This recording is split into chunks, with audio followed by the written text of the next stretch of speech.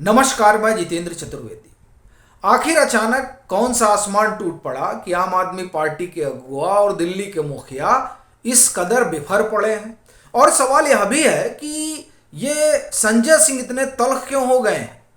क्या ये जो प्रधानमंत्री की डिग्री वाला मसला है ये बैकफायर कर गया है और इन लोगों की गले की फांस बनता जा रहा है, जिसके कारण अब ये लोग समझ नहीं पा रहे हैं कि क्या किया जाए। या फिर मसला ये है कि ये जिस अध्यादेश की ये खिलाफत करते रहे और फिर उसके मातहत जो अथॉरिटी बनी नेशनल कैपिटल सिविल सर्विसेज, उसकी दो दो मीटिंगें ले ली।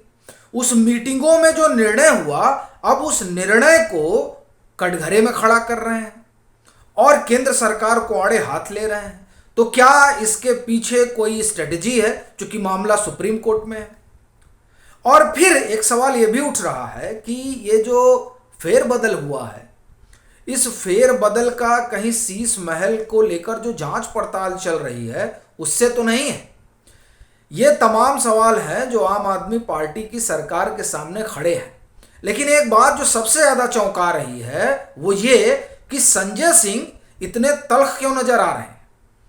जो कुछ हुआ है वो तो एनसीपी में हुआ है और वहां से 2/3 विधायक निकल गए हैं और भाजपा के साथ उन्होंने अब एक तरह से सरकार बनाकर काम शुरू कर दिया है।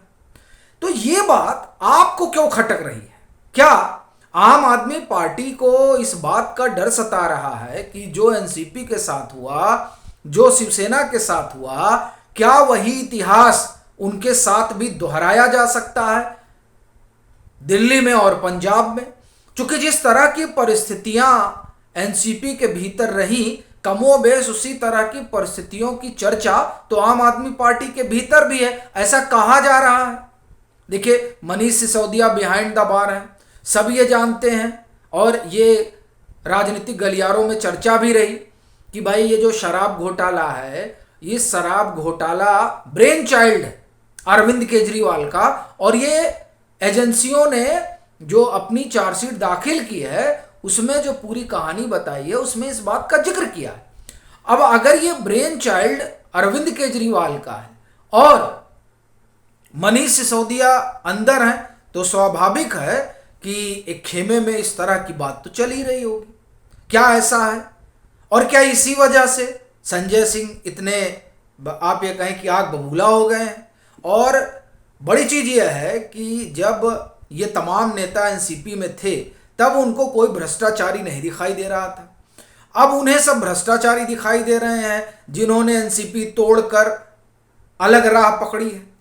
तो ये जो एक नई चीज निकल कर आई है, खासतौर से आम आदमी पार्टी के नेता जो संजय सिंह कह रहे हैं, जो एकदम वो बिफरे हुए हैं, उससे तो यही सब सवाल उठ रहे हैं कि जिन्हें वो कल तक कह रहे थे कि इनके खिलाफ ईडी और सीबीआई का दुरुपयोग हो रहा है, अब वो भ्रष्टाचारी हो गए हैं। तो क्या इसलिए हो गए हैं क्योंकि डर है कि आम आदमी पार्टी का भी नंबर आ सकता है? क्योंकि 2/3 टूट कहीं भी हो जाए, तो 2/3 टूट तो अगर दिल्ली में हो जाए तब तो सरकार ही इधर से उधर हो जाएगी, पंजाब में हो जाए। अब इस तरह की संभावना से इनकार भी नहीं किया जा सकता है। क्या ये वजह है आम आदमी पार्टी के घबराए होने की? जहां तक बात पीएम के डिग्री वाला मसला है तो उस पर तो 21 जुलाई को सुनवाई होगी। और वैसे भी वहां जब तुषार मेहता ये इस मामले को लेकर जब वहां इन्होंने अरविंद केजरीवाल ने अपना पिटीशन वगैरह डाला और उसके बाद में रिजॉइंडर डाला, तो उस समय बजाबते जो है तुषार मेहता ने ये कहा, क्योंकि वो रिप्रेजेंट कर रहे थे वहाँ यूनिवर्सिटी की तरफ से, तो एक इस बात को उन्होंने रखा कि देखिए अभी हमको पढ़ने ले, तो जो इन्होंने दिया है इसको एक बार ये देखना होगा, जीरा तो तभी होगी। लेकिन वो ये बात कहने से नहीं चूके कि देखिए ये तो पीछे भी इस तरह के कई तरह की बातें करते रहे हैं, और एक तरह से वो जो कह रहे हैं उसका मतलब ये है कि ये लोग बरगलाते रहे, तो इसलिए भी एक बार इसे देख लेना है। और वैसे भी देखिए ये मुद्दा तो गुजरात हाई कोर्ट इसीलिए पहुंचा क्योंकि गुजरात यूनिवर्सिटी ने कह दिया था कि आप सिद्ध करिए आकर कि जो डिग्री है हमारी वो फेक है।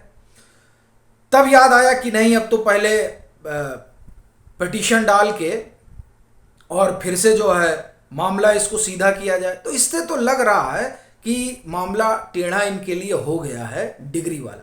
लेकिन अभी तो चूंकि वो कोर्ट में है तो ये देखने वाली बात रहेगी कि आगे किस तरह से जा रहा है।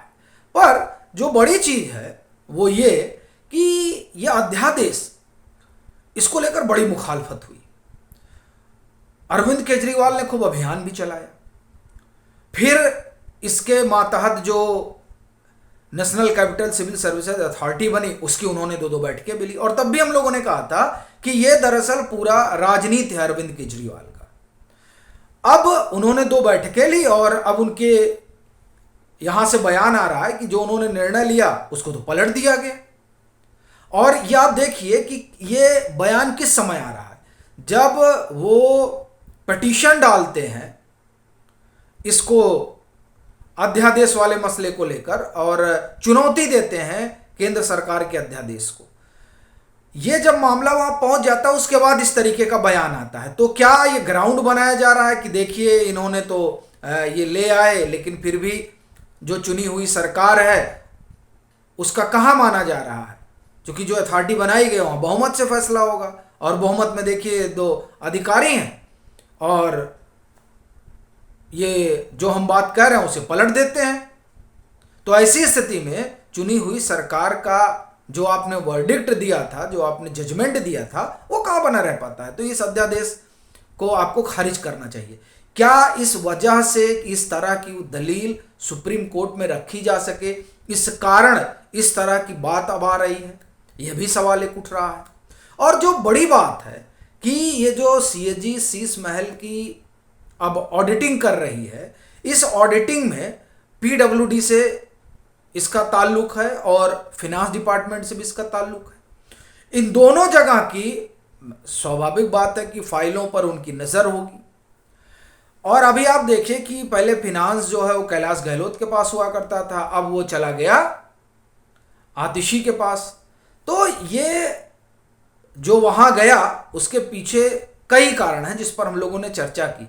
क्या उसके पीछे एक कारण यह भी है कि ये जो जांच पड़ताल चल रही है, उस जांच पड़ताल में इन दोनों जब डिपार्टमेंट एक ही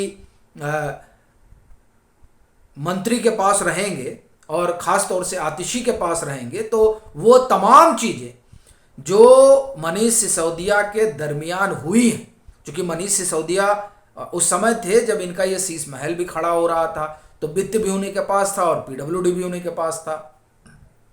और जो विजिलेंस की रिपोर्ट है उसमें भी इस बात की चर्चा है कि भाई मनीष सिसोदिया तो थे ही।